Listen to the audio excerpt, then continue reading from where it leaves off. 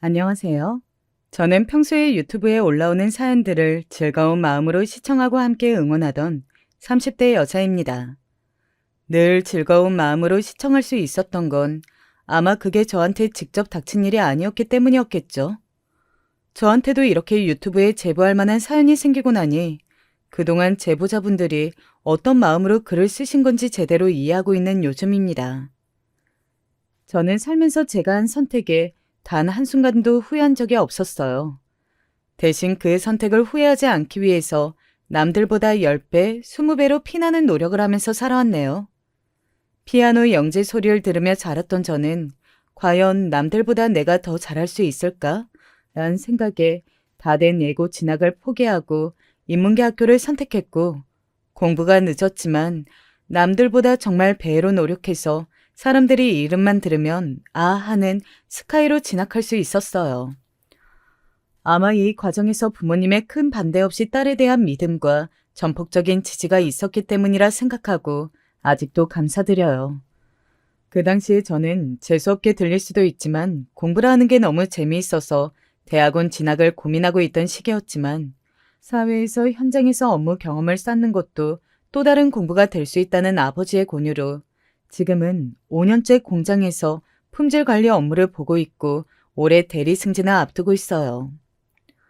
저는 뭐든 제가 하는 일에 자신 있고 욕심이 있어서 정말 인문계 진학을 결정한 그때부터 대학교, 직장생활 동안 죽어라 해야 할 것만 하면서 달려온 것 같아요.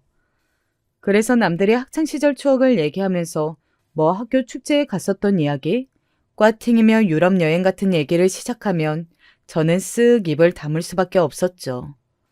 그 시간 동안 저는 죽어라 공부만 하고 남는 시간 쪼개서 과외 알바하고 저축하고 통장에 돈이 쌓이는 걸 보는 게 더 좋았으니까요.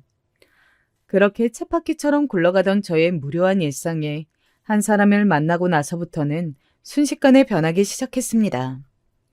흑백 같았던 세상이 컬러로 바뀌었다고 하는 말들을 들으며 저게 무슨 오바야? 했었는데 세상에 제가 그런 기분을 느끼고 있더라니까요.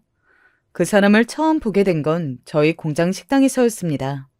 밥을 먹으려고 줄을 서 있는데 저 앞에 어떤 남자 혼자 반찬 하나를 받을 때마다 꾸벅꾸벅 인사를 하며 감사합니다. 잘 먹겠습니다. 연신 인사를 하더라고요. 엄청 싹싹하고 예의 바른 성격인가 보다 하고 같이 서 있는 동료 직원에게 물어봤었어요. 저분은 신입이야? 아, 연구원님? 어쩐 일이야? 네가 다른 사람 궁금하다고 물어본 건 처음인 것 같다.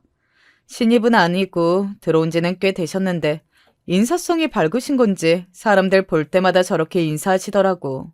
연구동에 있어서 마주칠 일이 별로 없어서 몰랐나 보다. 그날 이후로 그때 마주쳤던 모습이 이상하게 계속 떠오르더라고요. 동료의 얘기대로 R&D 팀의 연구원으로 있는 남자는 별도의 건물을 쓰기 때문에 회사 내에서 마주칠 일은 거의 없다 싶었어요. 자주 본 것도 아니고 식당에서 한번 봤는데 아쉬운 마음이 드는 것도 웃기지만 그러던 중 회사에서 당시 코로나 기간 동안 풀지 못했던 회포를 풀자며 전사 워크숍을 가자는 공지가 내려왔더라고요. 자기야, 우리 워크숍 공지 내려온 거 봤어? 팀별로 묶어서 간다고 하던데 우린 R&D 팀인가 봐. 아휴, 회계팀이랑 R&D 팀이 뭐야? 아주 재미없는 팀들끼리만 묶어놨네. 그렇게 신입사원 OT 이후로 저의 첫 단체 여행이자 설렘으로 가득한 워크숍이 시작되었습니다. 회사에서 가는 워크숍이 재밌어봤자 뭐 얼마나 재미있겠어요. 그런데 저는 지루한 실적 보고나 팀별 업무 계획 발표는 귀에 하나도 들어오지 않았어요. 어딜 가든 연구원님을 찾느라 정신없이 시간을 보내다 보니 지루했던 워크숍도 시간이 훌쩍 지나가더라고요. 그러다가 시간이 훌쩍 지나 저녁이 되었고 다 같이 둘러앉아 술을 마시게 됐어요. 주임님은 술 잘 드세요? 아니요. 저 술은 잘 못해요. 부끄럽긴 한데 단체 생활을 제대로 해본 적이 없어서 이런 건 아직 제대로 못 배웠네요. 술자리 분위기가 무르익어갔고 술 기운이었는지 아니면 술 덕분이었는지 저는 테이블 밑으로 술잔을 건네는 대신에 연구원님의 손을 꼭 잡고 있었어요. 처음엔 놀라는 눈치였던 연구원님도 시간이 지나 제가 손을 빼려고 하니 다시 제 손을 꼭 붙잡더라고요. 그때 내 마음이 일반 통행은 아니었구나 하고 느꼈습니다. 그 손이 어찌나 따뜻하던지요. 다들 술에 취하고 정신이 없어 반은 들어가고 반은 시끄럽게 웃으며 떠들고 있는 와중 귓속말로 잠시 바람 좀 쐴까요? 하시더라고요. 사실 주인님은 모르시겠지만 주인님 입사 때부터 계속 좋은 마음으로 지켜보고 있었습니다. 갑자기 이런 얘기를 꺼내는 게 부담스러우실 줄은 알지만 그래도 저에 대한 마음이 나쁘지 않으시다면 좋은 감정 가지고 한번 만나보시는 건 어떠세요? 그것도 부담스러우시다면 데이트만이라도 좋습니다. 저도 계속 좋아하고 있었어요. 우리 만나봐요. 저희는 그날부터 비밀스러운 사내 연애를 시작했습니다. 말이 비밀스러운 거지 나중에 알게 됐지만 그날 테이블 밑으로 저희가 손잡고 있던 걸 다들 보셨다고 하더라고요. 연애를 시작하면서 제가 그동안 얼마나 재미없고 심심한 인생을 살았는지 알게 됐어요. 같이 있기만 해도 행복하고 별 시덥지 않은 농담에도 왜 그렇게 웃음이 나오는지. 그러던 어느 날 평소와 다를 것 없이 출근을 해서 책상 정리를 하고 있는데 메신저 대화로 꼭 해야 할 얘기가 있다며 퇴근하고 나서 공장 안에 휴게 공간으로 와줄 수 있냐고 하더라고요. 퇴근 후 찾아간 벤치에 연구원님은 다리를 덜덜 떨면서 상기된 얼굴로 제 손을 꼭 잡더니 저에게 작은 상자 하나를 건넸어요. 열어보니까 목걸이더라고요. 값비싼 브랜드는 아니었지만 사귀는 동안 사실 제대로 된 선물을 받아본 적이 없었기에 더 기뻤어요. 내가 당신을 처음 본 게 딱 여기 이 장소에서야. 반지가 아닌 목걸이로 프로포즈를 하는 것도 멋없는 거 아는데 아직 양가 허락을 제대로 받은 것도 아니라서 난 당신이라면 결혼할 수 있겠다는 확신이 있는데 당신은 어때? 그렇게 세상 멋없는 프로포즈에 멋이라곤 하나 없고 취향에도 맞지 않는 목걸이 상자를 끌어안고 저는 눈물을 그렁거리면서 고개를 끄덕였어요. 연구원님은 예비 신랑이 되었고 저는 닥쳐올 끔찍한 미래도 모른 채 그렇게 예비 신혼부부의 단꿈에 젖어 있었습니다. 결혼을 약속하고 얼마 지나지 않아 양가 인사얘기가 나왔어요. 당연히 이 기쁜 소식을 부모님께 가장 먼저 알렸어요. R&D 팀 연구원이고 또 저한테 얼마나 잘하고 사람이 얼마나 다정한지 종알종알 신나서 얘기하는 저와는 달리 부모님은 어쩐지 걱정스러운 모습이셔서 당황했어요. 저희 부모님 제가 앞서 얘기했던 것처럼 늘 저의 선택에 대해서 한 번도 격렬하게 반대하셨던 적이 없으셨던 분이었거든요. 탐탁지는 않아 보이셨지만 그래도 제가 제 선택에 정말 후회 없어요. 좋은 사람이야 라고 하니 한숨을 푹 쉬시고 별다른 얘기 없이 알았다고 하시더라고요. 우리가 언제 네 뜻에 반대한 적이 있었니? 다만 아빠가 걱정되는 건 그 사람이 정말 너 자체를 봐줄 수 있는 사람인지 고민되는구나. 결혼은 사람이 좋다고 되는 문제가 아니라 집안과 집안이 만나는 문제니까. 우린 이 문제에 대해서는 고민할 시간이 필요할 것 같으니 시댁 쪽에 먼저 인사를 다녀오는 건 어떠냐? 하시더라고요. 그때 저는 별다른 생각 없이 우리 아빠도 아닌 척하지만 딸바보라 아직 사위 인사받을 준비가 안 됐나 보다. 그냥 그렇게 생각했어요. 부모님 말대로 결혼은 집안과 집안이 만나는 문제이고 저에게는 아직 예비 시댁이라는 넘어야 할 큰 산이 있다는 것도 모르고 말이에요. 오빠네는 어때?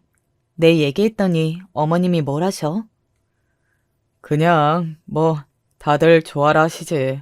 자기야, 혹시 우리 집에 인사 올 때 선물 뭐 준비하고 있어?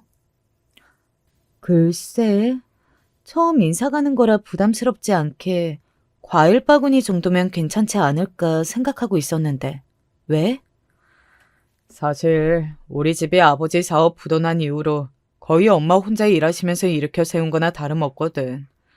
없는 형편에 나까지 그걸 물려줄 수 없다고. 박사학위 따는데 아르바이트도 못하게 하고 뒷바라지를 다 해주셨어.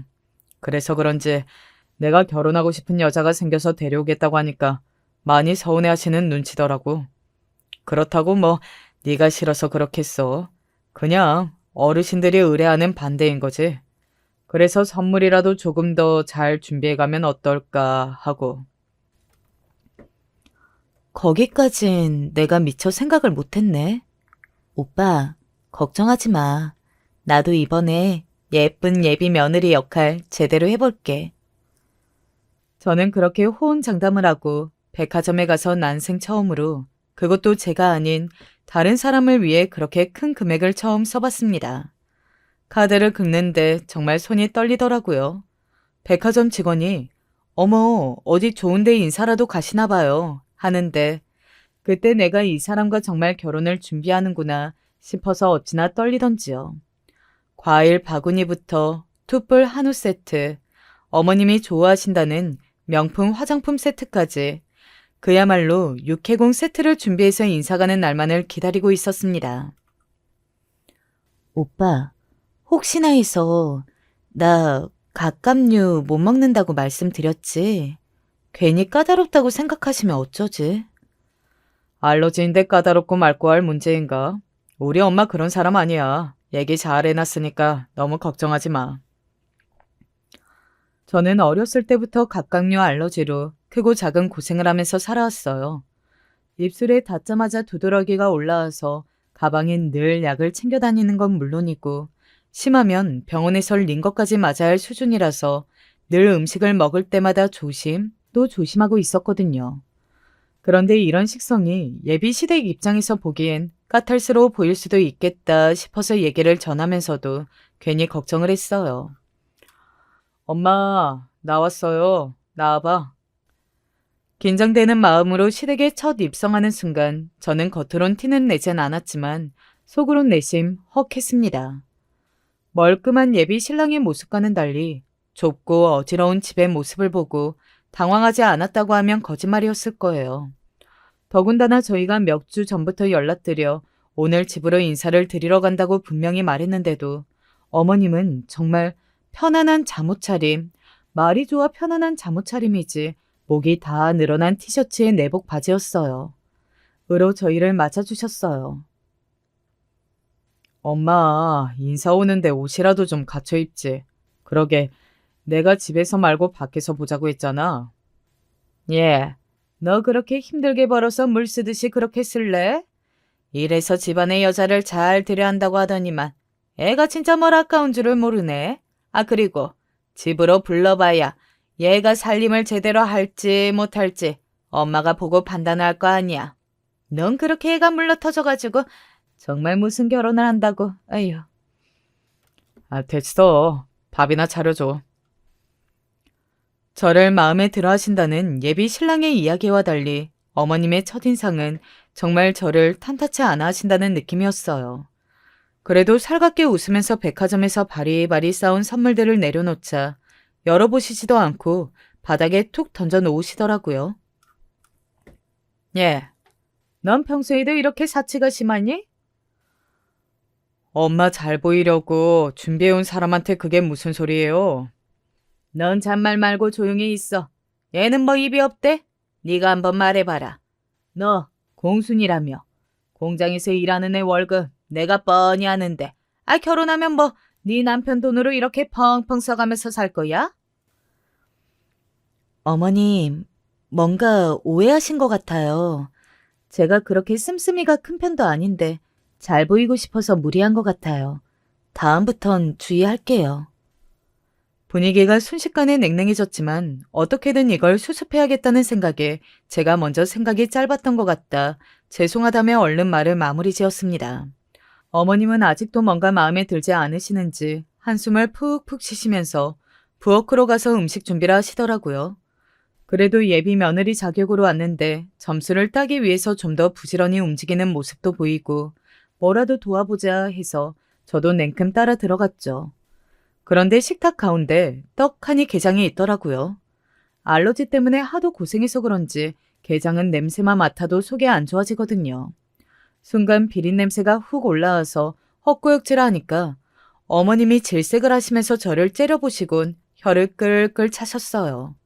계속 구토가 올라오려는데 꾹 참아서 눈가에는 벌써 눈물이 촉촉하게 맺혔지만 별다른 내색은 하지 않고 식탁에 앉으니까 어머님이 먼저 그러시더라고요. 예, 너 표정이 왜 그래? 꽃게 못 먹는다고 했는데 내가 게장 차려놨다고 지금 입이 대빨 나온 거야? 너 없이 살면서 그렇게 음식 가리고 하면 평생 그러고 사는 거야. 너희 부모님은 뭐 하셨는데 그거 하나 못 고치셨다니? 저 평생을 어디 가서 남들한테 밉보인다는 소리를 들어본 적도 없고 그럴 만한 행동을 해본 적도 없는 사람이에요. 그저 예비 신랑이 좋아서 그 좋은 거 하나만 믿고 결혼을 결심했던 마음이 저도 조금씩 흔들리더라고요. 정말 울컥해서 눈물이 올라오려는 걸 꾹 참고 그러게요. 고쳤어야 했는데 쉽지가 않더라고요. 노력은 해볼게요, 어머님. 하고 웃으면 넘어가려고 애를 썼어요. 밥을 먹는 내내 목구멍이 까슬거리고 처음에는 왜 그러시냐며 타박을 주던 예비 신랑도 어느 순간 반쯤 포기한 것처럼 별다른 대꾸를 안 해주니까 전 정말 이 집에서 왕따라도 된 기분을 느끼고 있었어요. 식사가 다 끝나고 어머님은 제가 자리에서 일어나서 행여 거실로라도 갈까봐 제 어깨를 붙잡더니 싱크대 앞으로 밀어버리시더라고요.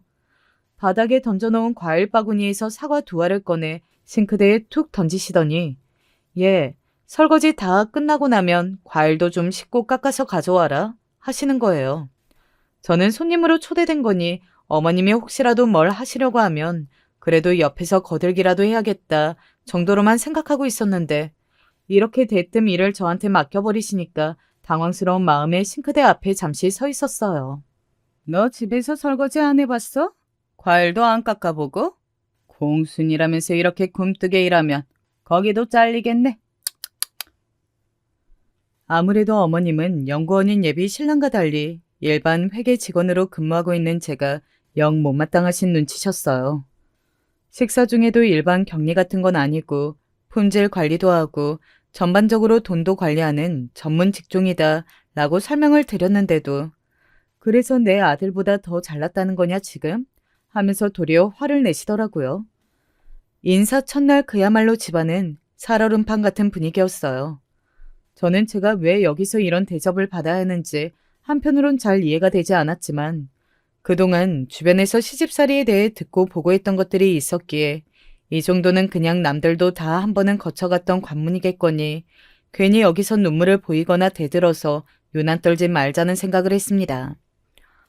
어찌저찌 설거지도 마치고 과일도 예쁘게 깎아서 내가니까 어머님이 거실 벽에 걸려있던 액자를 가지고 와 바닥에 내려놓으셨어요. 예비 신랑이 하기증이더라고요. 제가 의아한 표정으로 바라보고 있으니 그러세요.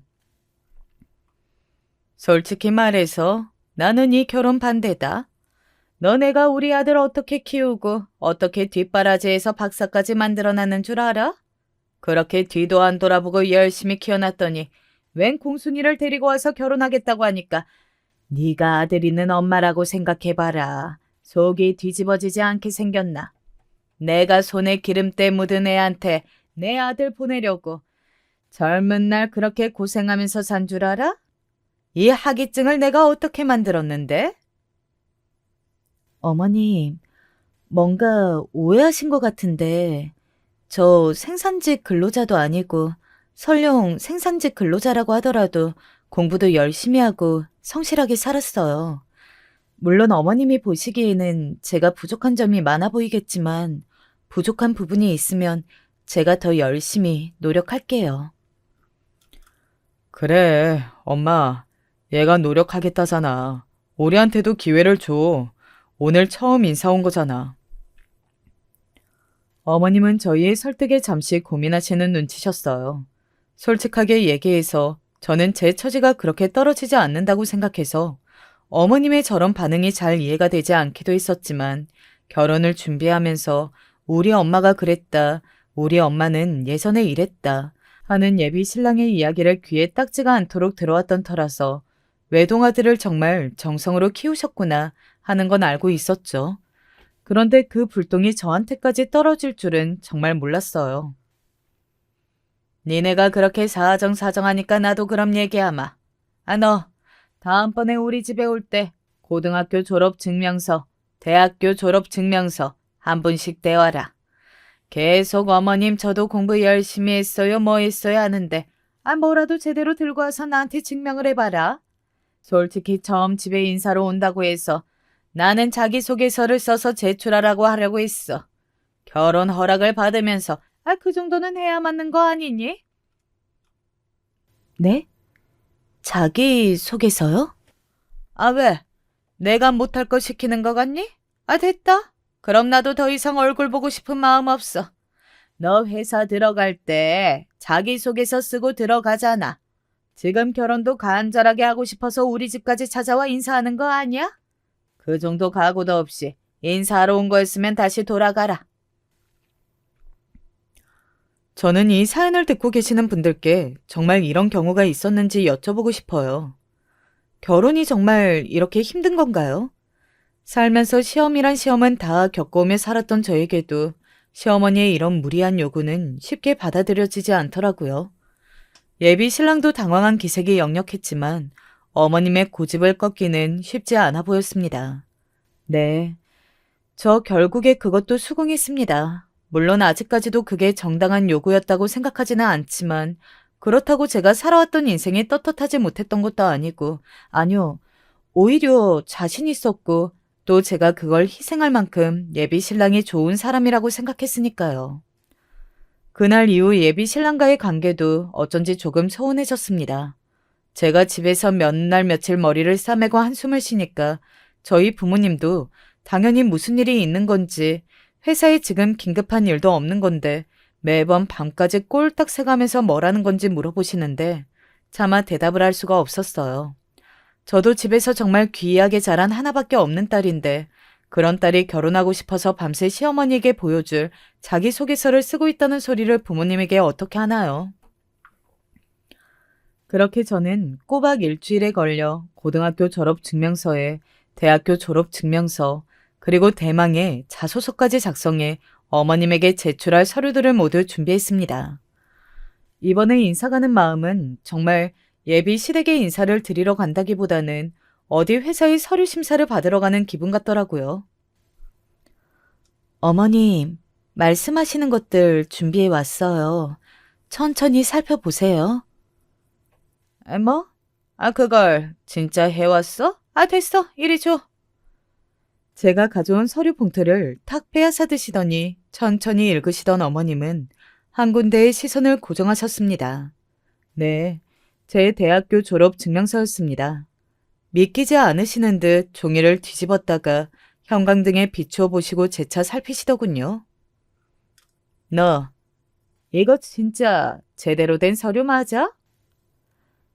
제가 원래 예체능 쪽을 준비하다가 고등학교 인문계로 진학한 이후로 남들보다 더 배로 공부했어요. 졸업 증명서도 그래서 당당하게 떼올 수 있었고요. 됐다. 난 네가 항상 그렇게 나를 가르치려고 드는 그 말투가 마음에 안 들어. 고려대학교를 나왔다고? 내가 그걸 믿을 수가 있어야지. 네가 진짜 제대로 대학을 나왔을지 어디 저기 캠퍼스를 나왔을지 어떻게 아니? 이번에는 제대로 준비한 만큼 어머님도 제 진심을 알아주실 거라고 생각했었는데 그건 저만의 착각이었나 봅니다. 어머님은 냉정하게 제가 가져온 서류를 구겨버리시더라고요.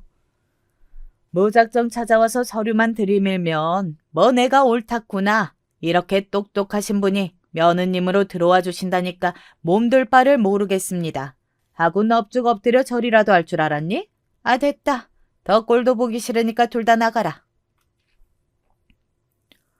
그동안 별탈 없이 연애하면서 왜 결혼도 이렇게 순조롭게 진행되겠구나 하고 생각했을까요? 어머님의 연이은 반대를 겪으면서 제 자존심은 점점 더 바닥을 쳤습니다. 생전 당해본 적 없는 거절을 당하고 매번 그것밖에 못 가르쳤냐며 저희 부모님의 이야기를 들먹거리시고 누가 봐도 마음에 들지 않아 하는 사람 눈에 들기 위해서 저 혼자만 아등바등 애쓰고 있는 기분이 너무 비참했어요. 그렇게 연이은 2번의 거절을 당하고 집으로 돌아가는 길, 너무 속상해서 조수석에 앉아 펑펑 눈물만 쏟아냈습니다. 어떻게 거기서 아무 말도 안 하고 가만히 있을 수가 있어? 솔직하게 얘기해서 내가 그렇게까지 잘못한 건 아니잖아. 그냥 오빠 믿고 결혼 허락받으려고 인사 간 건데. 난 이게 이렇게 힘들 줄 몰랐어. 너 왜 말을 그렇게 해? 내가 뭐 아무 노력도 안 했다 이거야? 너랑 우리 엄마 사이에서 눈치 보느라 나 살 빠진 건 보이지도 않냐? 너는 왜 그렇게 항상 네 생각만 해? 그래서 뭐 지금 결혼은 없기라도 하자는 거야? 어머님의 반대가 거듭되면서 변하는 건 제 마음뿐만은 아니었어요. 예비 신랑 역시 처음에 다정함이라곤 온데간데 없고 본인도 힘든데 대체 왜 나한테 하소연을 안 하며 되려 따지더군요. 심지어 넌 대체 우리 엄마 마음에 드는 거 그거 하나 제대로 못해서 이 사단을 만드냐? 라는 소리까지 들었어요. 지금의 제 마음 같아서는 나 이 결혼 못하겠다. 내가 왜 그런 취급을 받아야 하냐며 자리를 박차고 나왔을 텐데 당시엔 정말 자존심이 많이 떨어진 상태라 모든 게 다 제 탓만 같았죠. 내가 정말 예비 신랑에 비하면 부족한 사람인 건 아닐까? 정말 그렇게 부족한 사람이라 어머님 마음 하나 돌리지 못하고 있는 건 아닐까 하고요. 그 일이 있고 얼마 지나지 않아서 저는 더 충격적인 일을 연달아 겪게 되었습니다. 평소와 다름없이 회사에 출근해 일을 하고 있는데 오래된 대학 동기에게 전화가 오더군요. 어머, 어쩐 일이야. 너무 오랜만에 연락하는 거 아니야, 우리? 그래. 오랜만이다. 너 요즘 결혼 준비한다고 했지? 전화를 받아 대뜸 요즘 결혼 준비를 하는 중이냐고 물어보는 친구의 말에 조금은 의아하더라고요. 대학 동기의 사회생활 시작하고 난 이후로는 연락도 뜸했었는데 결혼 준비를 하고 있다는 소식은 저랑 가깝게 지내던 주변 사람들밖에 몰랐을 텐데 언제 여기까지 소문이 퍼졌나 싶더라고요. 뭐야? 벌써 거기까지 소문이 난 거야? 아직 준비 중이라서 따로 말은 못했어. 나중에 청첩장 나오고 나면 제대로 연락하려고 했지. 아, 그래. 내가 이런 얘기를 하는 게 주제넘나 싶기도 한데 얼마 전에 너희 예비 시어머니라는 분이 전화를 주셔가지고 내가 교회에서 지금 사무일 보고 있잖아. 네 학번까지 불러가면서 우리 학교 졸업한 게 맞는지 캠퍼스인지 이것저것 막 물어보시더라고. 내가 전화를 받아서 다행이긴 한데 혹시 네가 무슨 일 있나 해서 전화했어. 정말 앞불새였습니다. 졸업 증명서를 받아보신 어머님이 영 탐탁치 않은 반응이셨긴 했지만 설마 저희 교우에까지 전화를 하셔서 저에 대한 걸 물어보실 줄이라곤 상상도 못했습니다.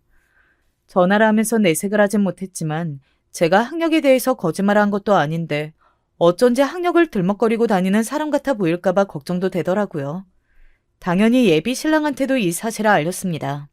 다른 건 몰라도 다른 사람한테 이런 얘기가 들어가면 내 이미지도 말이 아니고 교우회가 얼마나 좁은데 소문도 금방 난다고 하니 예비 신랑은 되려 제 탓을 하더라고요. 조심하라고 얘기는 할 건데 너도 말을 참 그렇게 한다. 우리 엄마가 네 이미지 깎아먹으려고 일부러 그런 행동을 하기라도 했단 말이야? 그런 얘기가 아니잖아. 오빠, 왜 또 말을 그렇게 하는 거야? 아, 됐다. 오중 못 믿었게 행동했으면 그랬을까. 이렇게 예비 신랑에 대한 실망, 예비 시어머니에 대한 억울한 마음은 계속해서 쌓여만 가고 곧 어떤 사건을 계기로 크게 폭발하고 맙니다. 그렇게 저희 사이가 계속 냉랭해지던 어느 날 주말을 앞두고 저는 이대로라면 우리 관계도 영영 되돌릴 수 없겠구나 하는 생각이 들었어요. 물론 제가 잘못한 건 없었지만 그래도 아직 많이 사랑하고 또 결혼을 하면서 이 정도 삐걱거림들은 있는 거라는 주위 사람들의 조언에 마음이 결정적으로 흔들렸죠. 그래, 우리가 결혼 준비하면서 서로 너무 바쁘고 예민해져서 같이 대화할 시간이 너무 부족해져서 어쩌면 사소하게 넘어갈 수 있는 문제도 이렇게 커져버린 건 아닐까 싶어서 먼저 화해의 손길을 내밀어야지 했습니다.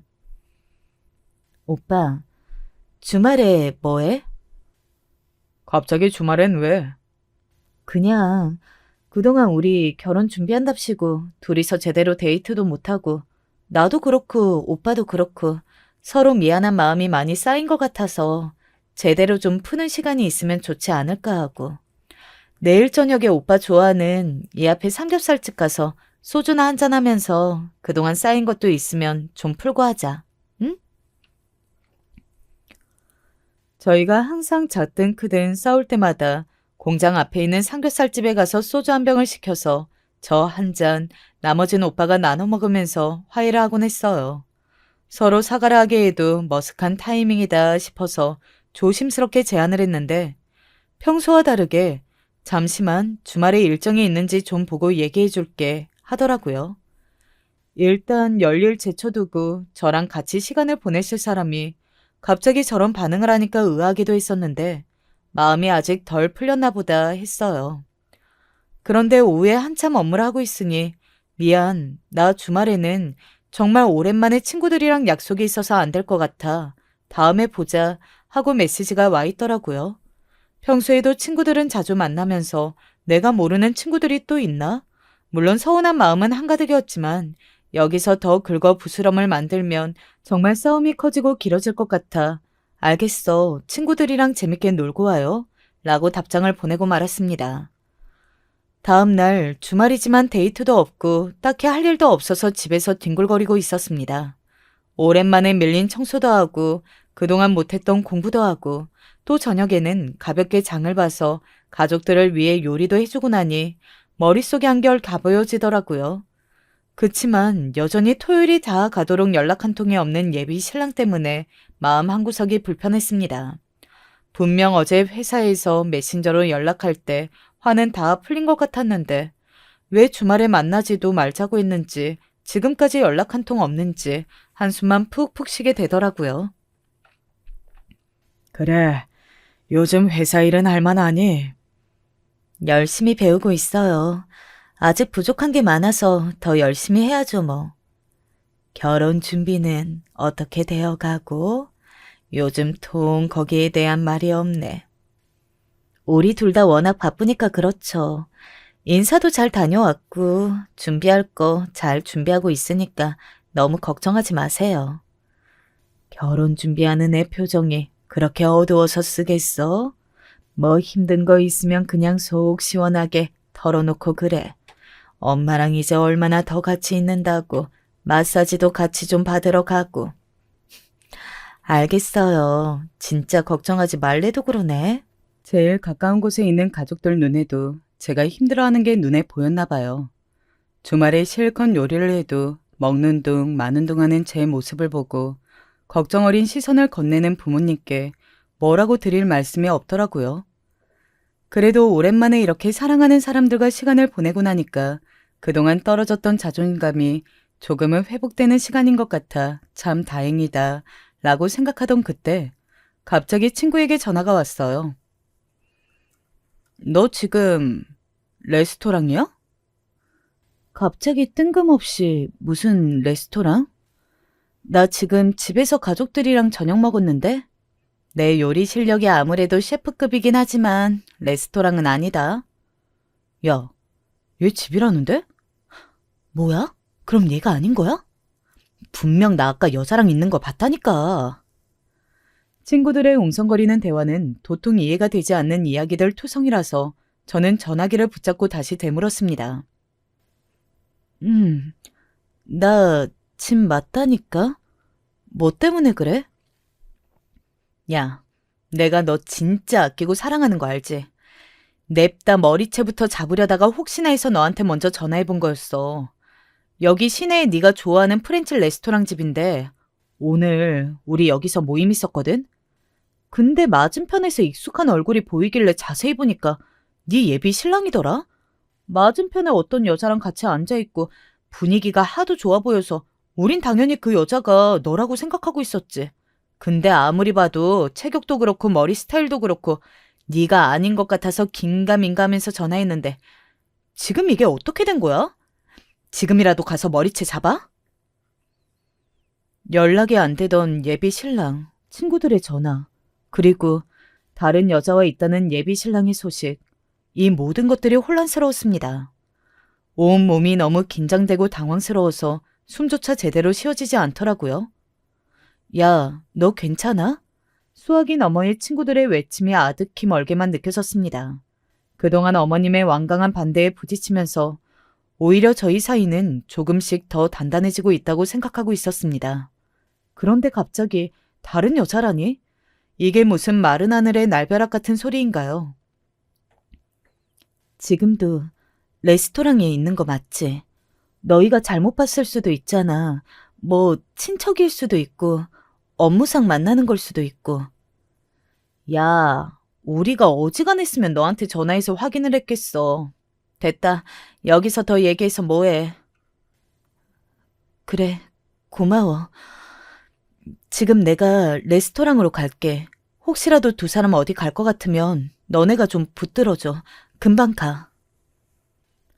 덜덜 떨며 차키를 집어들었다가 지금 이 정신에 차라도 잘못 몰았다간 큰 사고라도 내겠다 싶어 차키를 내려놓고 겉옷만 대강 걸쳐 입고 택시를 불러 현관을 뛰쳐나갔습니다.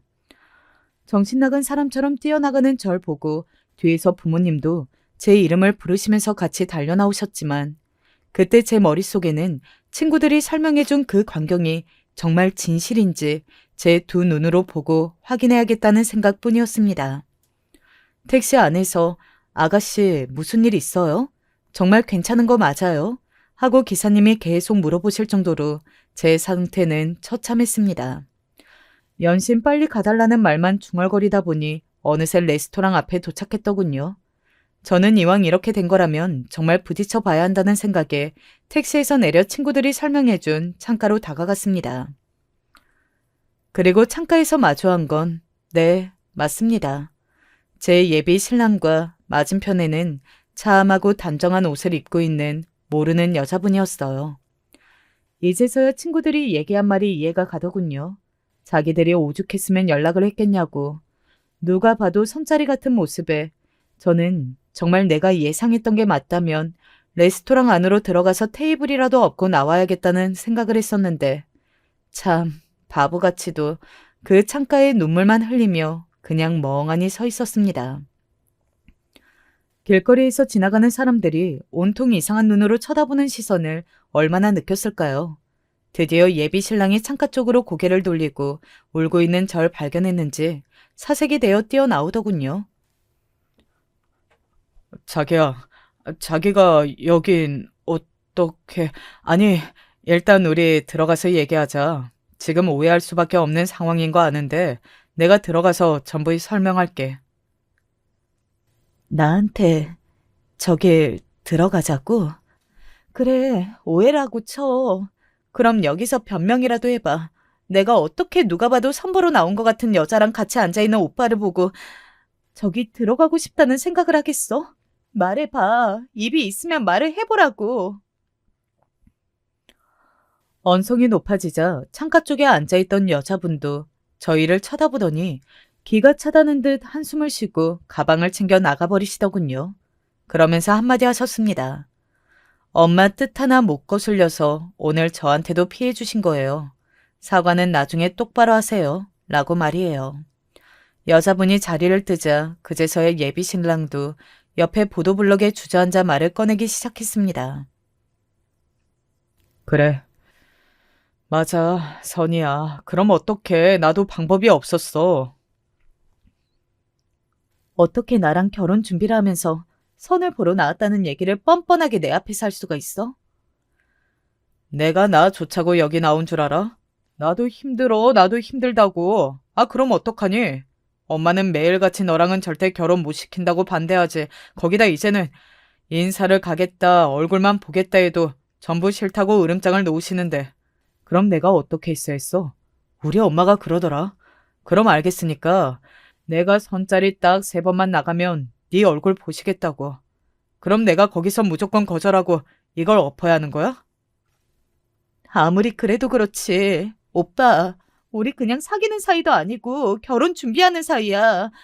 오빠가 주말에 나랑 데이트 펑크 내고 다른 여자랑 선보고 있다는 거 나 내 친구들 통해서 들었어. 내 기분이 얼마나 비참했을지 상상은 해봤어?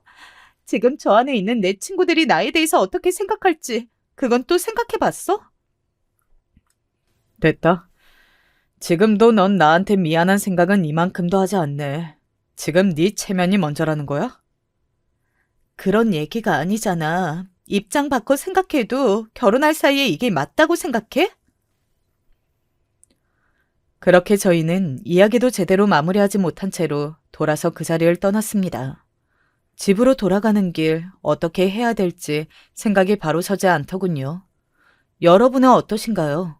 결혼을 준비하고 있는 남자가 부모님의 반대로 다른 사람과 선을 보고 있는 그 자리에서 어떻게 하는 게 맞다고 생각하세요? 드라마에나 나올 법한 이런 사연을 제가 직접 겪게 되니까 드라마처럼 멋지게 들어가서 자리를 엎는다던가 예비 신랑의 멱살을 잡고 뺨이라도 올려 붙이던가 하는 것들이 모두 흐지부지 되더라고요. 그냥 온통 시간을 돌릴 수만 있다면 하는 생각뿐이었습니다. 눈물 범벅이 되어 들어온 저를 부모님께서는 아무 말씀도 하지 않고 안아주시더라고요. 한 번도 부모님 앞에서 눈물을 보인 적이 없었는데 정말 엉엉 소리를 내며 울었어요. 아마 제가 무슨 일 때문이라고 말은 하진 않았지만 결혼 준비를 하면서 어두워진 제 모습 때문에 이 눈물도 그것 때문이진 않을까 어렴풋이 추측해봐요. 그렇게 한참을 부둥켜 안고 눈물을 쏟아내고 방에 들어가서 억지로 잠을 청했습니다. 주말이 다 지나가는 동안 예비 신랑과 예비 시어머니에게는 단 한 통의 연락도 오지 않았어요. 솔직히 거기서 다 끝냈어야 맞지 않냐 싶은데 정말 지 팔자를 지가 꼰다고 하나요? 오지 않는 연락을 기다린다고 하루 종일 핸드폰을 붙잡고 있는 제 모습이 우습더라고요. 그렇게 또 일요일은 순식간에 지나가 버렸어요. 내일 회사에서 예비 신랑을 마주치면 무슨 말부터 해야 할지, 어떻게 얘기를 시작해야 할지 고민하다 결국 뜬 눈으로 밤을 새우게 됐죠. 퉁퉁 부은 눈으로 저는 회사에 꾸역꾸역 출근을 했습니다.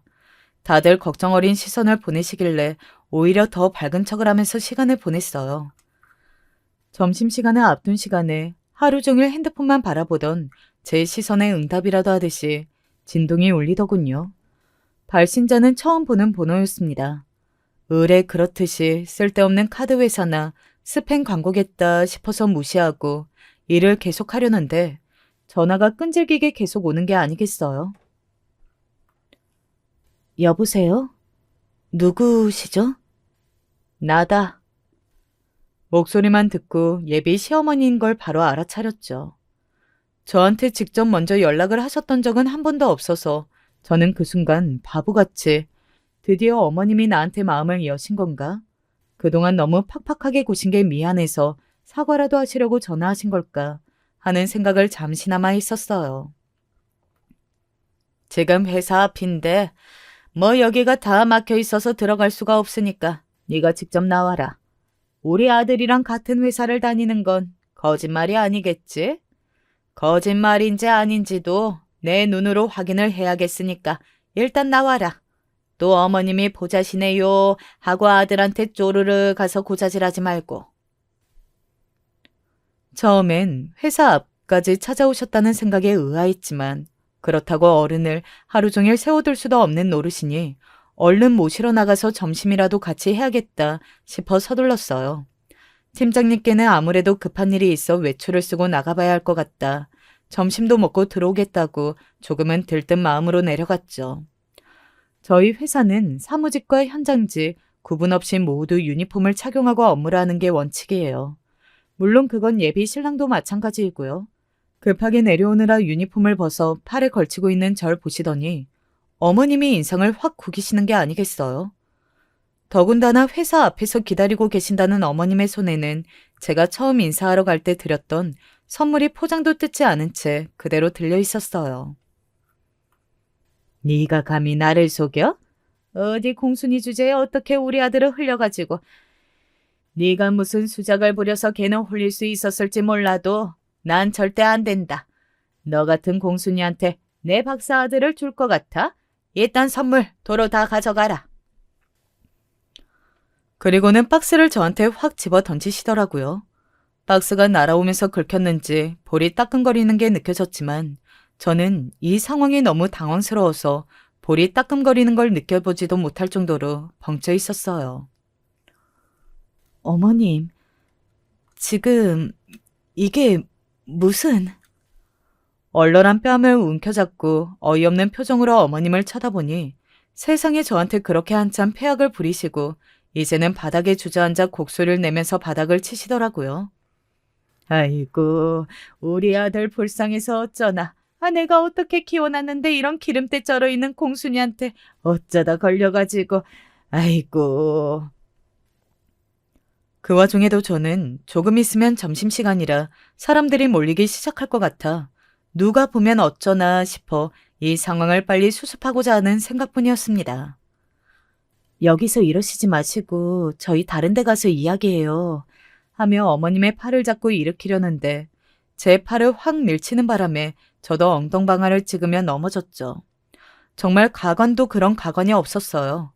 이제는 바닥에 주저앉아 있는 제 어깨를 잡고 마구 흔드시더라고요. 이거 왜 이러세요? 놔주세요. 네가 아무리 갖은 수를 써도 내 아들 절대 안 뺏긴다. 어제도 네가 그 선짜리 파토냈었다며. 너 그 여자가 어떤 여자인 줄 알기나 해? 저기 골목 2층에 60평짜리 한의원 집 딸이야. 내가 우리 아들 팔자 펴주려고 얼마나 고생을 했는데 네가 뭔데 그걸 다 망치냔 말이야. 분이 안 풀리시는지 제 손에 들려있던 공장 유니폼을 뺐더니 바닥에 패대기를 치고 밟고 그야말로 분에 차서 가슴을 마구 두드리시더라고요. 전 그 당시에 정말 이러다가 제가 어떻게 잘못될 수 있겠다 싶을 정도로 공포심을 느꼈어요. 저희가 교대 근무를 하다 보니 입구 쪽에서 시끄럽게 소리가 나는데도 딱히 지나가시는 직원분이 없어서 도움을 청할 수도 없더라고요. 그러던 중 멀리서 익숙한 인형이 보여서 제가 냅다 먼저 손을 흔들며 소리를 쳤어요. 여기 좀 도와주세요. 아이고, 아가씨, 이게 무슨 일이에요? 얼굴은 또... 달려오신 분은 저희 회사에 40년도 넘게 근무하신 경비원 아저씨였어요. 아저씨는 달려오시자마자 제 팔을 붙들고 일으켜서 다친 곳은 없는지 여기저기 살피시더라고요. 아이고, 얼굴에 이게 무슨 흉이에요? 대체 이게 다 무슨 일이에요? 저희 예비 시어머니는 물론 벙찐 표정이셨죠. 아마 제 사연을 듣고 계신 분들께서도 이게 무슨 소리인가 싶으셨을 거예요. 아니, 이게 다 무슨? 왜요? 아가씨 소리 들으니까 제가 달라 보이기라도 하세요? 여기 저희 아빠 공장이에요. 저한테 공순이 하시던데 공순이가 뭐 어때서요? 아니, 넌 왜 그걸 말도 안 하고. 참나, 너 이거 진짜야? 또 거짓말하는 거 아니야? 제가 저희 아빠가 이 공장 회장님이라는 걸 이럴까봐 말씀 안 드렸어요. 아세요? 배경만 보고 돌변해서 달려들지 어떻게 알고 제가 편히 말을 하겠어요? 제가 인사드리러 간 날부터 어머니께 거짓말한 게 뭐가 있었어요. 오히려 집을 해줄 거다, 폐물을 사줄 거다, 우리 집이 사실은 재산이 어마어마하다. 거짓말하셨던 건 어머님 아니시고요? 저희 아빠 전문 경영인 대신 저한테 공장을 맡기고 싶어서 일찍부터 경영 수업을 받아야 한다며 대뜸 평사원으로 집어넣으셨던 분이셨어요. 저 회사 다니는 내내 남들보다 더 호똑하게 혼나가면서 온전히 제 힘으로 대리 승진까지 앞두고 있는 거고요. 그제서야 부모님이 하셨던 말씀들이 이해가 되더군요. 결혼은 집안과 집안이 만나는 일이니 신중해야 한다. 제 배경이 아니라 저를 온전하게 사랑해줄 수 있는 가족을 만나야 한다. 하셨던 말씀들이요. 어머님은 어떠셨냐고요? 제가 쏘아붙이는 얘기를 들으시더니 얼굴이 시뻘개지셔서 정말 뒷목 잡고 입에 거품 물고 쓰러지셨어요. 그도 그렇게 자기 아들 호강시켜줄 며느리감 찾고 있었는데 눈앞에 떡하니 두고도 그걸 그렇게 괴롭혔으니 본인이 얼마나 억울하시겠어요. 일하던 예비 신랑이 달려와서 상황 판단도 못하고 어머님을 들쳐업고 가는데 그제서야 눈에 쓰인 콩깍지가 벗겨지는 기분이 들었습니다. 너 이따 다시 얘기해. 이제 얘기할 일 없어. 다신 너도 네 엄마도 나한테 연락하지 마. 속물인 집안은 딱 질색이니까. 아마 깨어난 본인 엄마한테 이야기를 들었었나 보죠. 사연을 쓰고 있는 지금도 제 전화기는 두 모자가 번갈아가며 하는 전화 덕분에 불이 나고 있습니다. 본인이 배움이 짧아 눈앞에 귀한 인연을 두고도 못 알아봤다고 사돈이랑 꼭 한번 자리 좀 만들어 달라는 구구절절한 장문의 카톡부터 시작해서 자기는 엄마랑 인연도 끊고 살 수 있다고 한 번만 봐달라며 술 마시고 울고불고 전화하는 예비 신랑을 보니 이 사람들과 한 가족이 되고 싶어서 애썼던 그동안의 제 모습이 꼭 뭐에 홀리고 쉬었던 것처럼 느껴지더라고요. 오히려 지금은 후련한 마음이 들어요. 저도 제대로 정신을 차리고 이렇게 오는 연락을 거들떠도 안 보고 무시할 수 있을 정도로 단단해졌으니까요. 그래서 다시 받아줄 거냐고요? 절대 아니죠. 전 제가 한 선택에 절대 후회하지 않아요. 비록 너무 늦게 스스로에게 많은 상처를 주고 나서 잘못된 길임을 깨달았지만 잘못된 길임을 알았으니 다신 그쪽으로 가지 않겠다고 결심했습니다. 저도 이제는 배경 없이 절 진심으로 사랑해주는 가족들을 찾기 위해 떠나보려고요. 다들 행복하세요. 안녕하세요. 저는 40대 여성입니다. 얼마 전 겪었던 일이 좀 많이 힘들었던 일이 있어서 한 번쯤 이야기를 나눠보고 싶어 쓰고 있어요. 저희 부부한테는 시동생이 한 명 있었습니다. 저희 남편과 시동생은 사이가 무척 좋았죠. 어릴 때 시어머니가 돌아가셔서 편부스라에서 자란 형제였는데 그래서인지 남편이 시동생을 정말 잘 챙겨서 키우다시피 했더군요. 시동생하고는 나이 차이가 그리 많지 않았는데 남편을 정말 부모님처럼 생각하면서 지냈던 것 같아요. 시아버지는 무뚝뚝하고 아이들을 잘 챙기지 못하는 전형적인 옛날 아버지였고 그 빈자리를 남편이 다 메꿨던 거였죠. 그래서 시동생은 남편과 제가 결혼할 때 저희를 부모님으로 모시겠다고 했어요. 저는 20대 중반에 그런 얘기를 들으니까 처음엔 뜨악하긴 했는데요. 사정을 알고 나니 그럴만하더군요. 저희 결혼할 시절에는 벌써 시아버지가 몸이 편찮으셔서 위태로우실 때였거든요. 얼마 뒤에는 돌아가셨고요. 시아버지가 돌아가실 때도 남편과 시동생은 굉장히 흔들림이 없었어요. 사실상 시아버지는 돈만 벌어오셨고 남편과 시동생을 방치에 가깝게 기르셨기에 둘만 남으면 괜찮다고 하더군요. 전 그렇게 끈끈하고 친한 형제 사이가 참 부러웠어요. 저도 오빠가 있긴 한데 저희는 되게 대면대면한 평범한 남매 사이였거든요. 저희가 결혼하고 몇 년 뒤 시동생도 결혼을 했어요. 남편과 시동생은 3살 터울이었는데 결혼은 5년 뒤쯤 했죠. 시아버지가 이미 돌아가셨을 시기라 남편하고 제가 혼주 역할을 대신했어요. 상견례 할 때도 저희가 나가서 부모님처럼 처가 식구들과 이야기를 했고 여러 가지 절차도 진행했고요.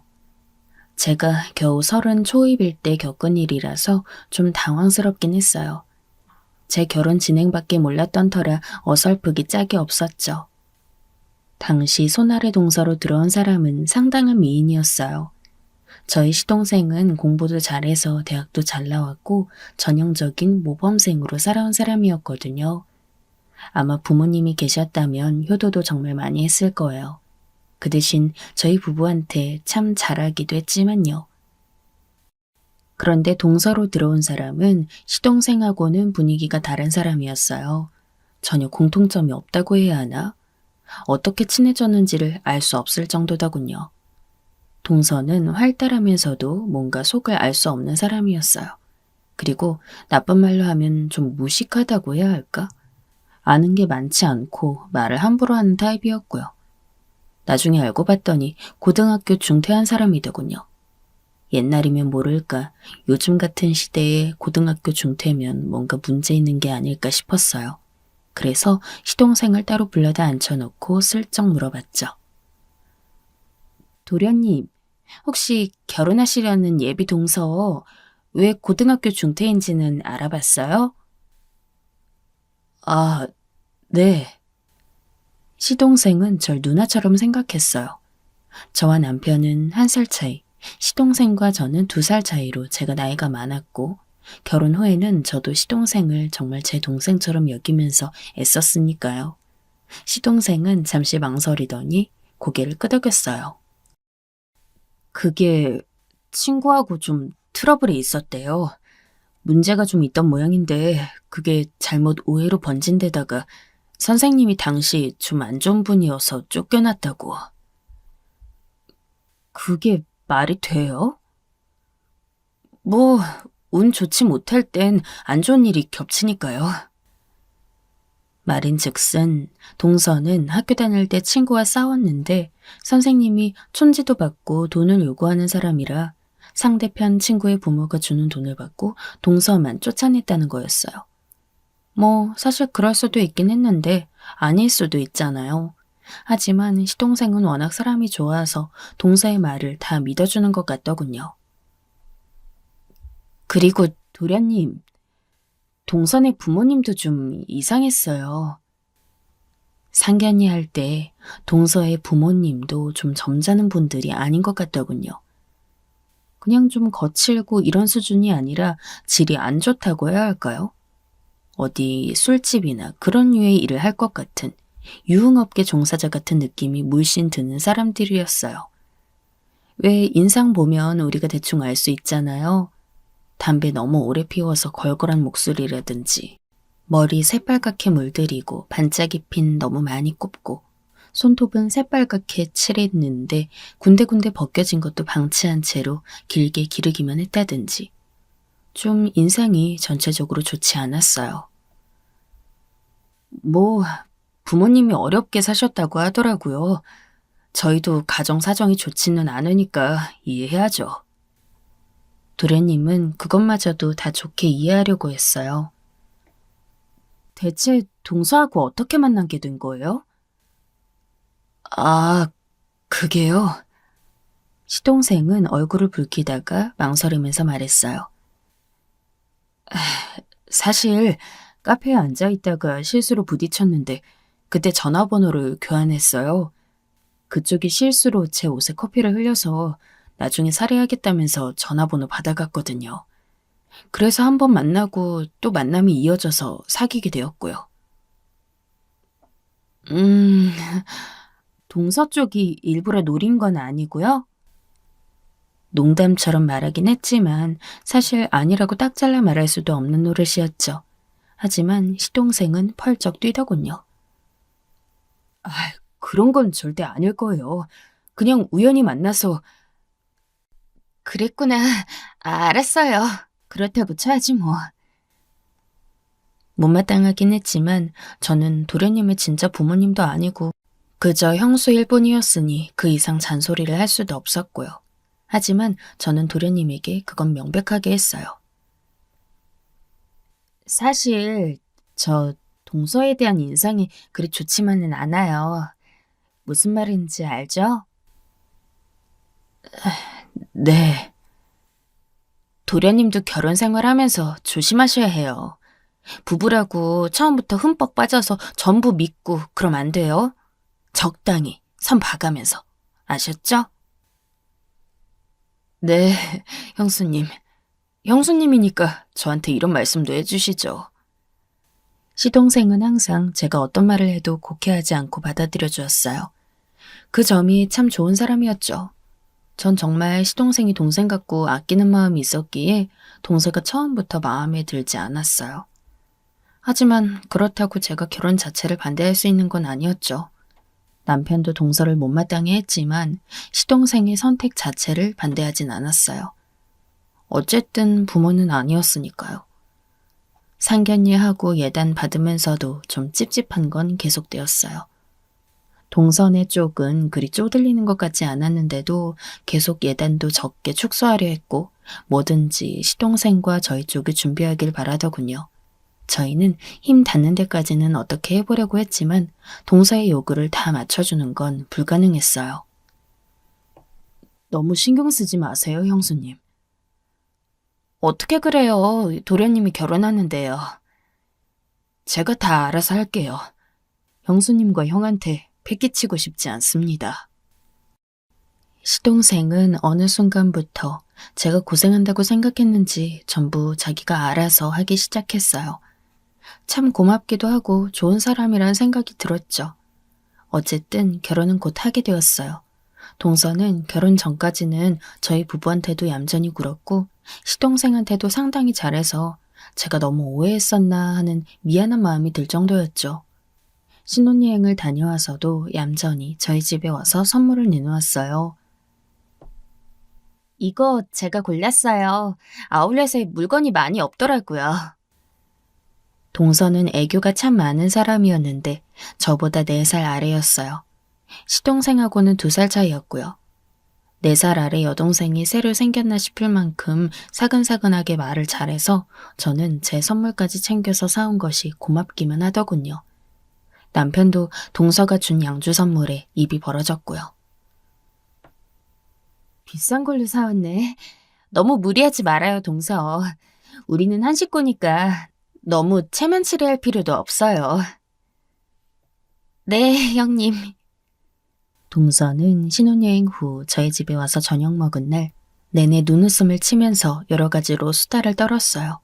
저희는 밝고 활기찬 동서가 대화를 이끌어서 아주 즐거운 시간을 보냈었죠. 시동생도 동서와 결혼해서 무척 행복해 보였어요. 저는 그날 동서가 잠깐 과일 가져오겠다고 자리 비운 사이에 시동생에게 말을 걸었어요.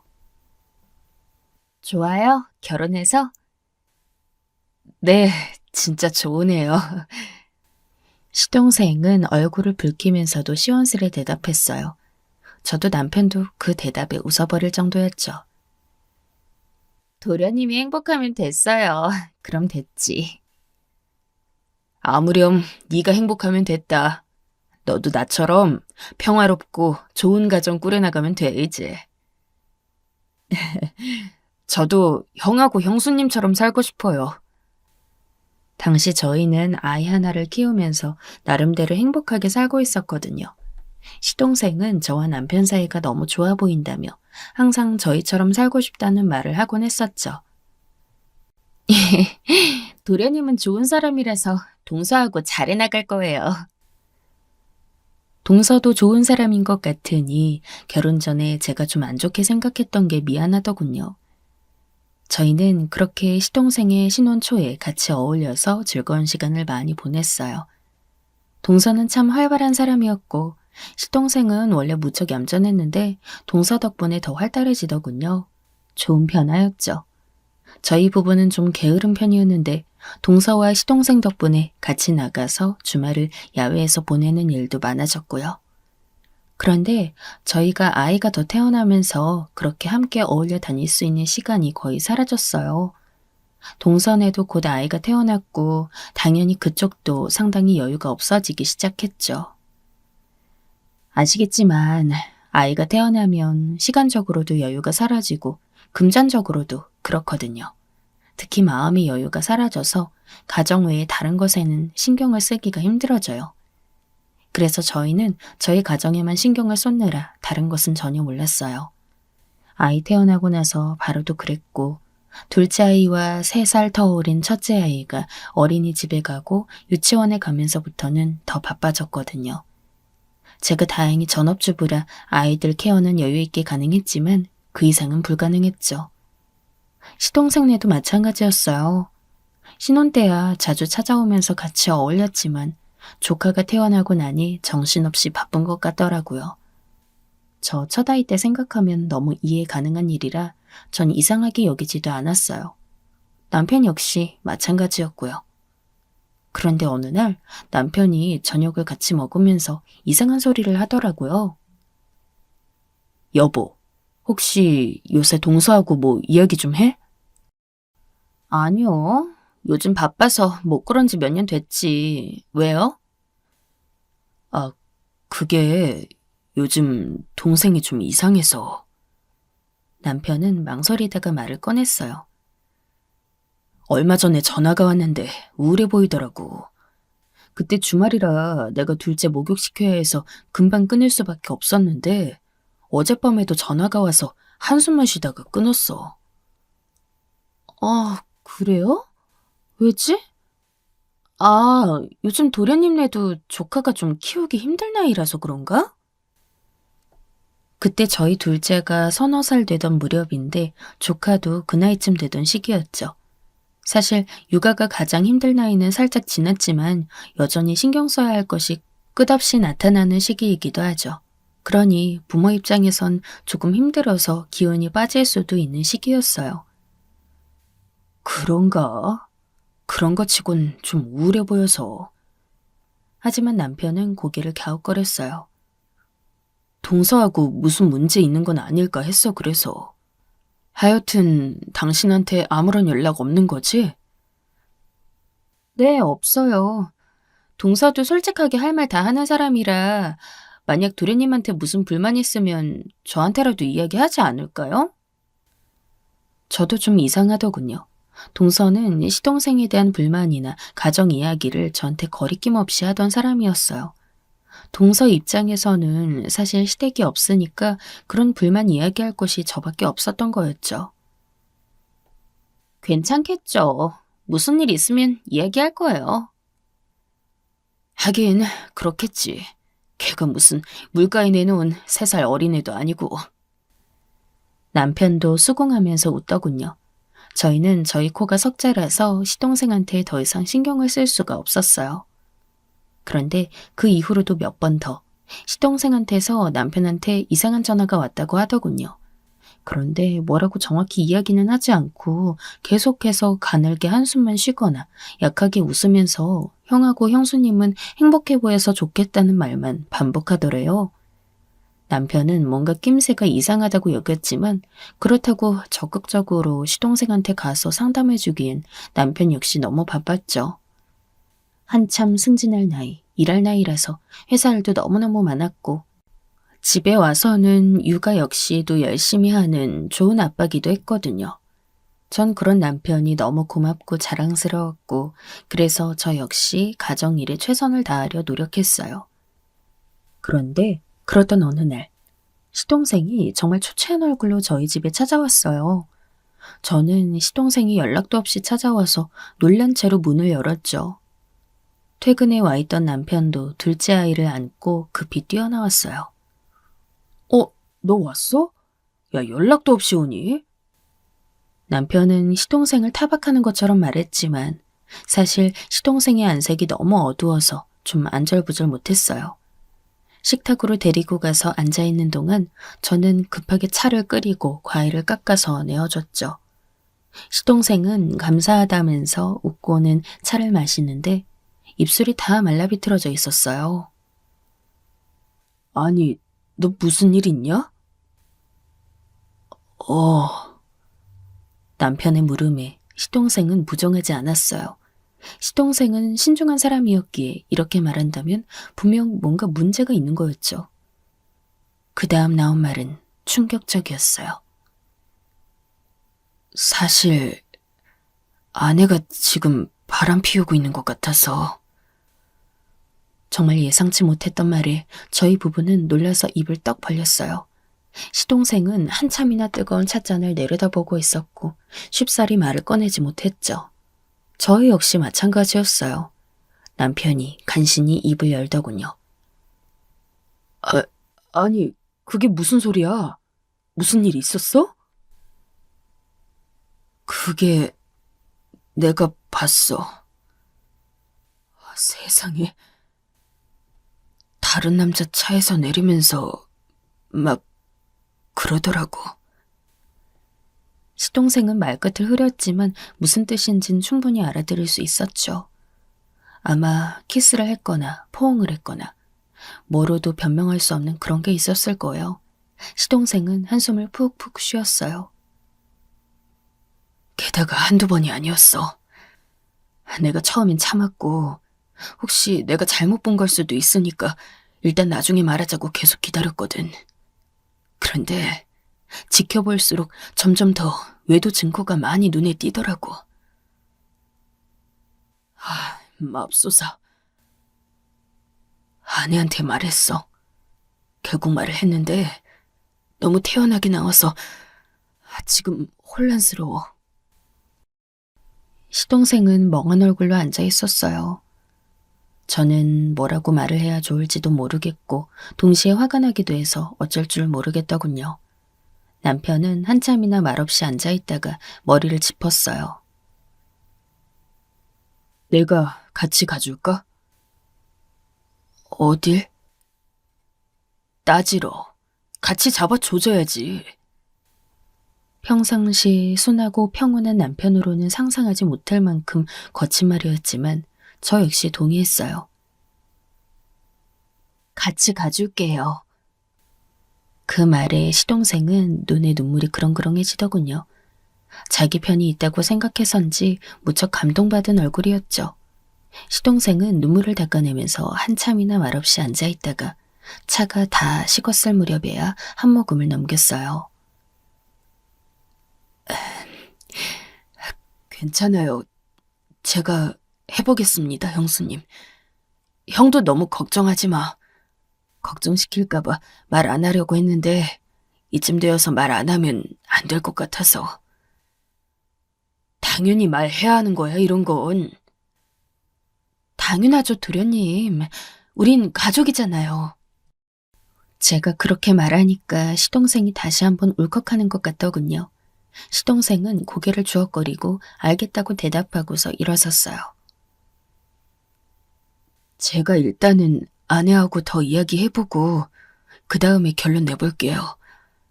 아직은 그래도 어쨌든 아이가 있으니까요. 불륜을 저지른 배우자와는 같은 공간 안에 있기도 싫을 텐데 시동생은 그래도 아이 생각해서 결혼을 유지할 생각이 있는 것 같았어요.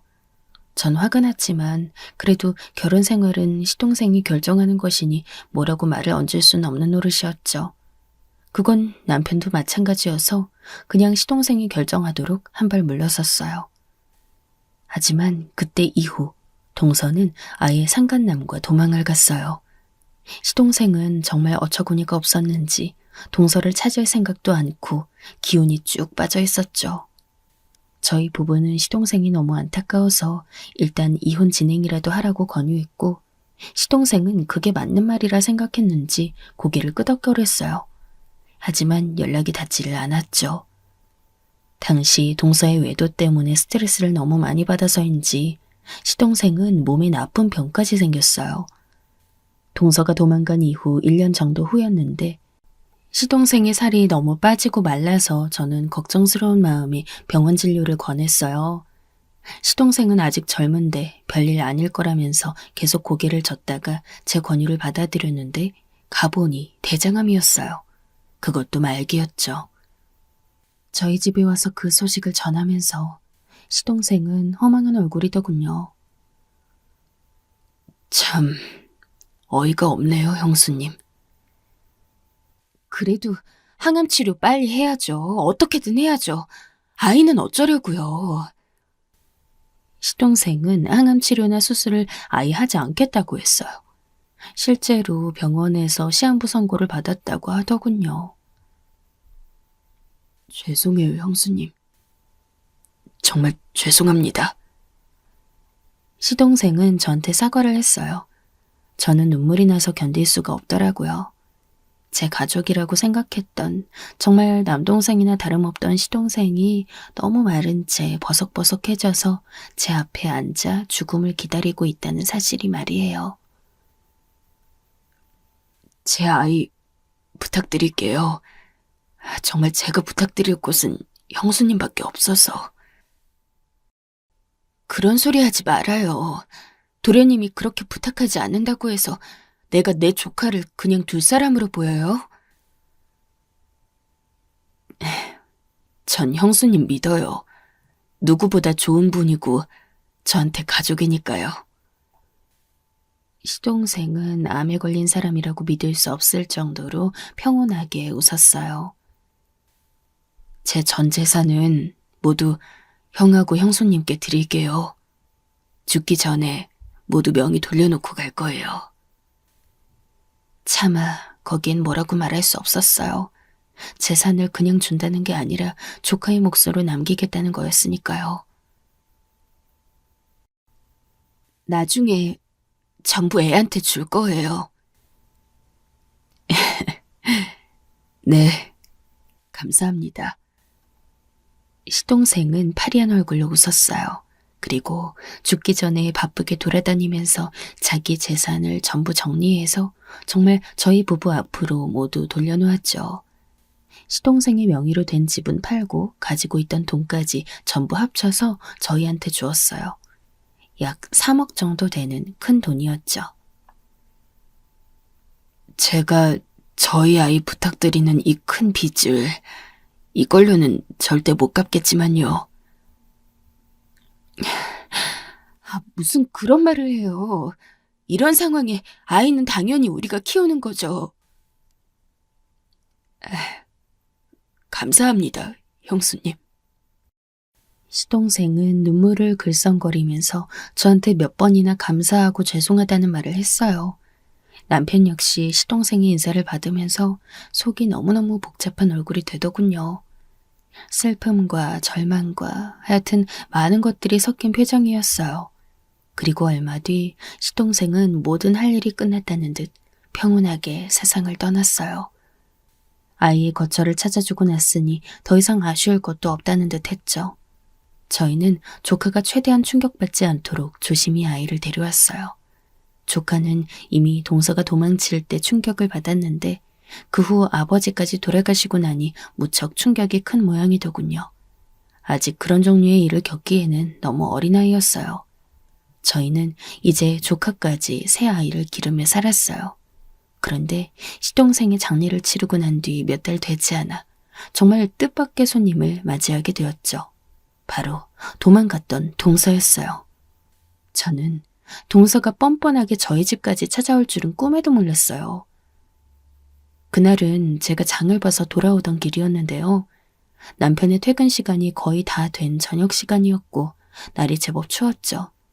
시간이 늦어서 초조했어요. 빨리 들어가서 저녁 준비를 해야 남편이 배고프지 않게 밥을 먹을 테니까요. 그 전날에는 밤에 눈까지 와서 길이 빙판이라 정말 조심하면서 걸어오던 길이었어요. 형님. 그때 제 앞에 불쑥 나타난 사람 때문에 전 너무 놀라 뒤로 자빠질 뻔했어요. 게다가 앞에 나타난 사람이 동서라는 사실을 깨닫고 저는 더 놀랐죠. 아니, 동서? 네, 형님. 동서는 안색이 초췌했어요. 하지만 눈이 이상할 정도로 번뜩이더군요. 별로 좋은 표정이 아니어서 전 솔직히 겁이 났어요. 하지만 동시에 화가 나기도 했죠. 아니, 왜 왔어? 이 사람이 무슨 낯으로 여길... 제가 못 올 이유는 또 뭐예요? 뭐라고? 순간 말문이 막히더군요. 그런데 동서는 기이할 정도로 번쩍거리는 눈을 하고서 저를 뚫어져라 쳐다봤어요. 돈, 저 주세요. 뭐라고? 저는 이게 무슨 소리인가 싶어서 어리둥절했어요. 가타부타 말도 없이 갑자기 돈을 달라니 무슨 소리인가 했죠. 하지만 잠시 후 무슨 말인지 알겠더군요. 지금 도련님이 우리한테 돈 남긴 걸 달라는 거야? 맞아요, 그거 내 돈이에요. 시동생은 죽기 전 전부 저희한테 직접 돈을 돌려주고 갔기 때문에 시동생이 죽은 후에도 동서가 유산으로 받을 수 있는 건 아무것도 없었어요. 그걸 미리 알았기 때문에 시동생이 아마 생전에 저희한테 전부 주고 간 거였겠죠. 하지만 동서는 눈을 번뜩이며 주장했어요. 그거 제 돈이에요. 남편이 죽었어도 우린 아직 이혼 안 했다고요. 도련님이 우리한테 돈 남긴 건 어떻게 알았어? 유산 남은 거 있나 봤더니 없다잖아요. 그래도 어떻게든 부고는 전해들었던 모양이더군요. 남편이 죽은 건 아랑곳 않고 그저 유산만 찾아 헐레벌떡 뛰어온 모양새라 정말 취했어요. 저는 놀란 가슴을 진정시키면서 동서를 노려봤어요. 이제 그만해.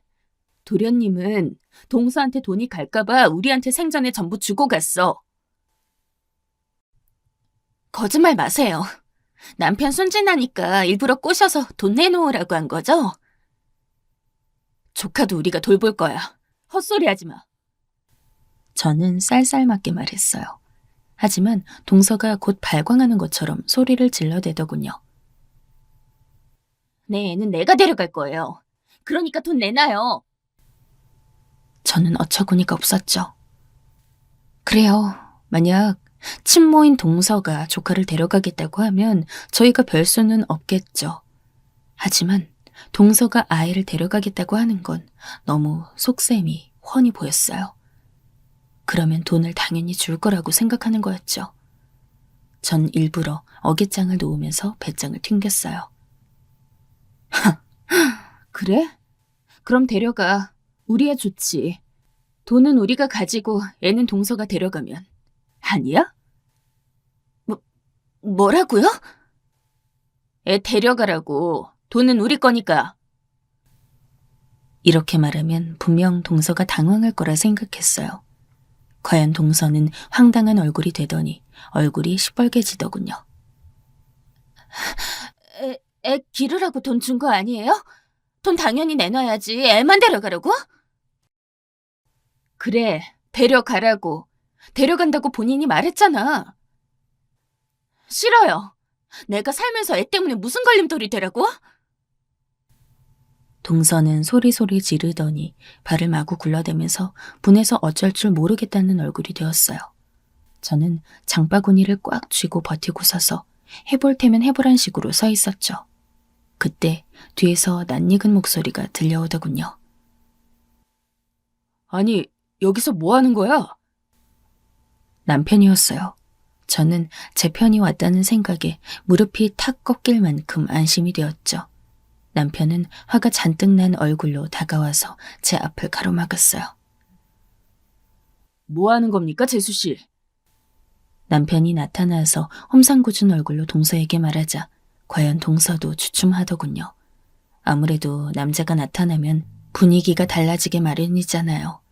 하지만 동서는 지지 않고 남편에게 대들었어요. 우리 그이 돈 내놓으세요. 죽기 전에 머리 혼나는 사람 꼬셔서 돈 받아낸 거잖아요. 우리 그이?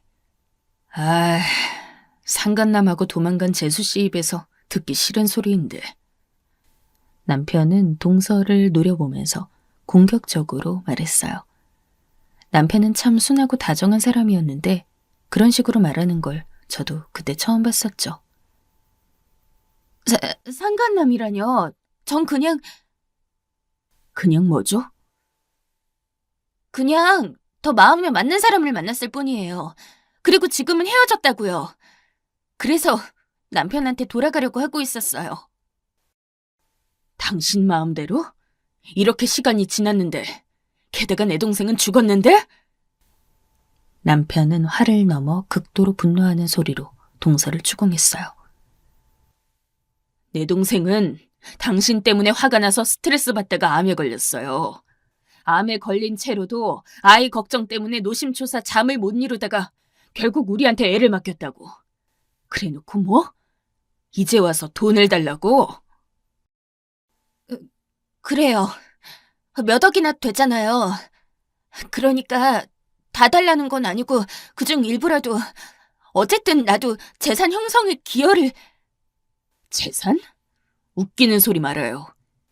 그 상간남한테 얼마나 가져다 줬지? 내 동생이 나한테 말하기론 제법 많이 퍼다 줬던 모양이던데? 시동생과 남편이 또 이야기를 나눈 게 있는 모양이었어요. 동서는 그 말에 얼굴이 시퍼래졌다가 새빨개졌다가 아주 난리였죠.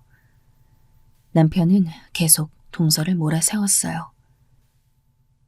당신하고 그 상간남이 대체 무슨 일이 있었는진 모르겠지만 이제 우리 집안하고 엮일 일은 꿈도 꾸지 않는 게 좋을 거요. 정말 끝까지 쫓아가서 패버리고 싶으니까. 남편이 그렇게까지 무섭게 말할 수 있으리라곤 저도 생각지 못했어요.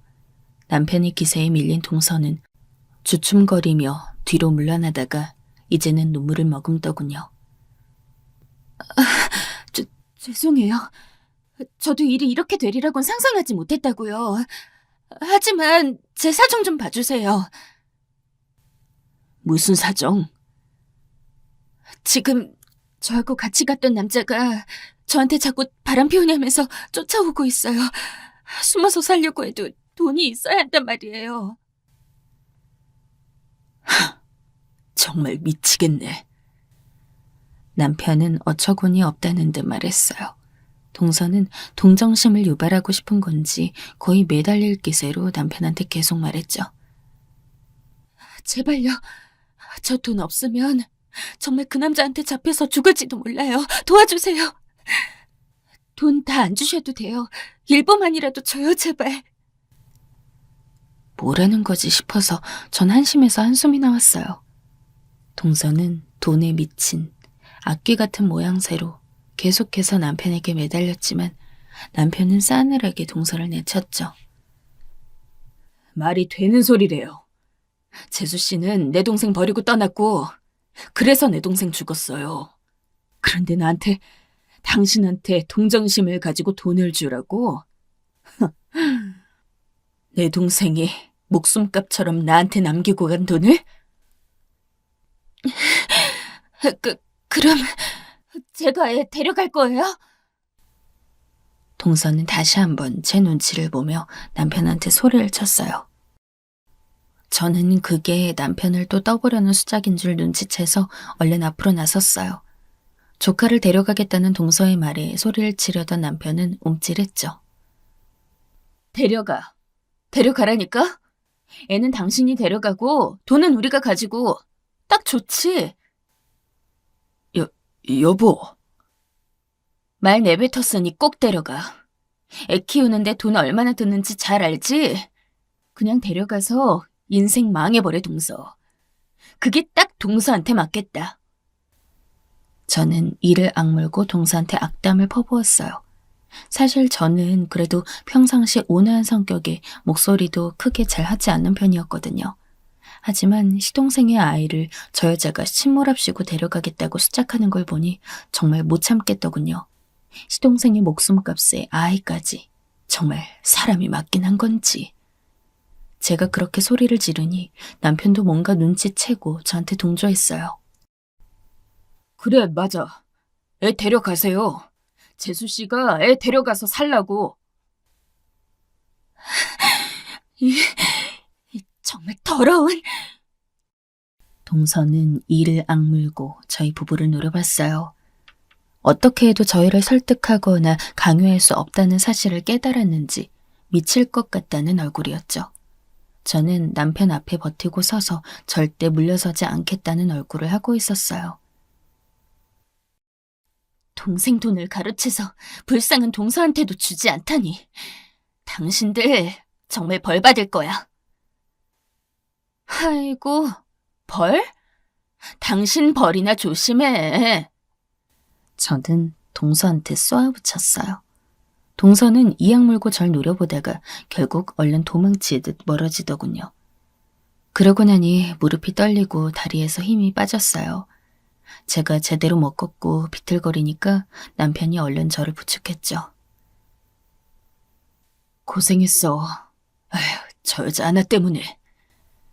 남편은 정말 죽겠다는 듯한 말투였어요. 저도 동감이었죠. 저 여자만 없었다면 도련님도 그렇게 안 됐을 텐데. 아휴, 그러게 말이야.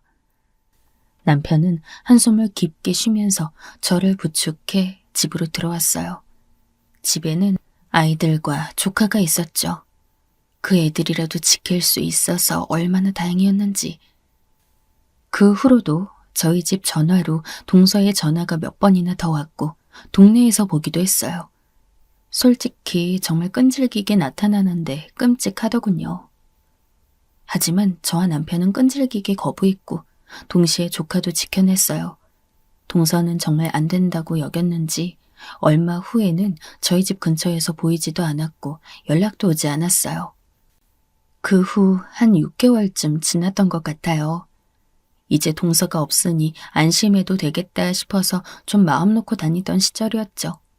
그런데 예상외로 이번엔 전혀 다른 쪽에서 연락이 왔어요.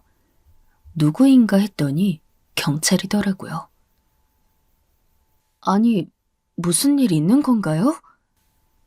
저는 남편한테 무슨 일이 있나 싶어서 가슴이 덜컥 내려앉았어요. 하지만 경찰은 아니라면서 혹시 어떤 이름을 대면서 그 여자를 아냐고 했어요. 김미영 씨 아시나요?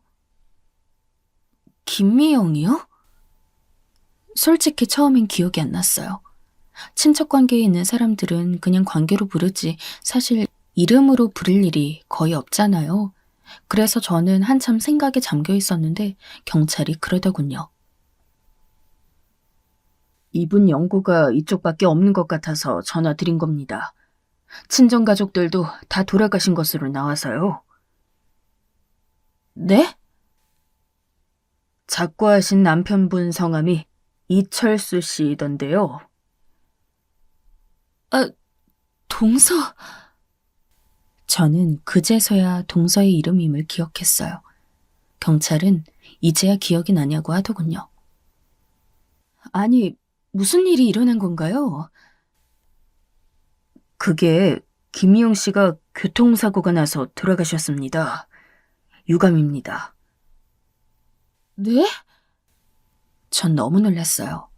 아무리 그래도 6개월 정도밖에 안 지났는데 동서가 그런 식으로 죽을 줄은 상상도 못했거든요.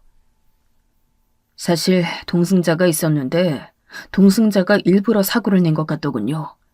언뜻 동반 자살이 아닌가 싶은데 수사 결과 이걸 동반 자살로 볼 수 있을지는 확실치 않아서 교통사고로 결론이 났습니다. 아니 그게 무슨...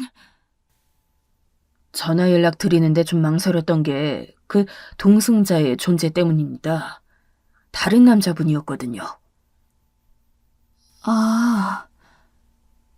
그제야 저는 머릿속이 조금 정리가 되었어요. 동서가 그때 같이 도망갔던 상간남이 아닌가 싶었어요. 동서가 상간남이 무섭다면서 벌벌 떴던 것도 기억이 났죠. 제가 머릿속이 복잡해서 한참 생각을 하다가 전후 사정을 말해주자 경찰도 그럴 것 같았다는 듯이 말했어요. 전형적으로 의처증을 가진 남자였던 것 같더군요. 수사를 하다 보니 카드 결제 내역까지도 봤는데 네, 말씀하신 게 맞는 것 같습니다. 경찰은 정확하게 말은 해주지 않았지만 아마 상간남이 동서에게 의처증을 가진 상태라서 같이 죽은 게 아닐까 싶은 상태였어요. 저는 정말 숨이 막히도록 무섭더군요. 시신 인도를 받을 거냐고 해서 전 일단 장례나 치러주자 싶어서 그러겠노라고 했어요. 그러고서 조카와 아이들을 끌어안고 남편을 기다렸죠.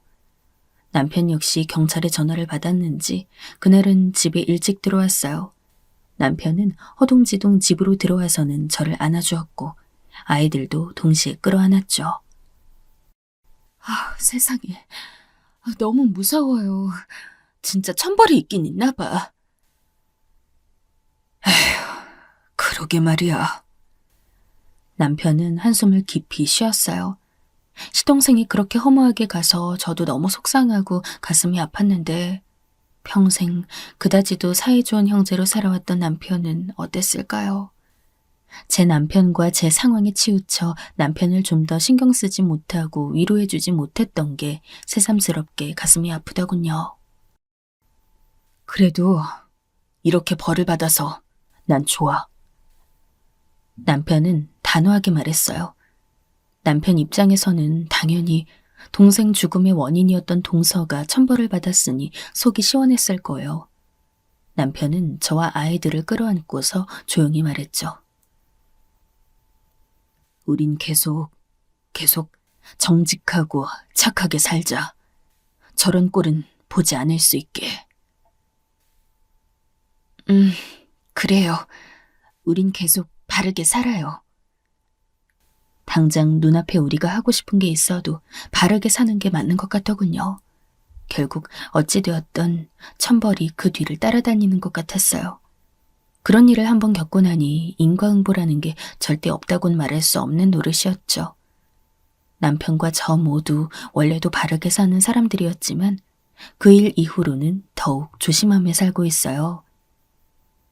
여러분도 살면서 혹시나 잘못된 일에 유혹이 있을지 몰라요. 하지만 절대로 그런 유혹에 흔들리지 말고 서로 부부끼리 사랑하면서 살아주셨으면 좋겠습니다. 천벌은 언제 어디서 다가올지 모르는 거더군요. 제 이야기는 여기까지입니다. 부디 많은 분들이 이 이야기를 듣고 외도라든가 잘못된 유혹을 뿌리치시길 바랄게요.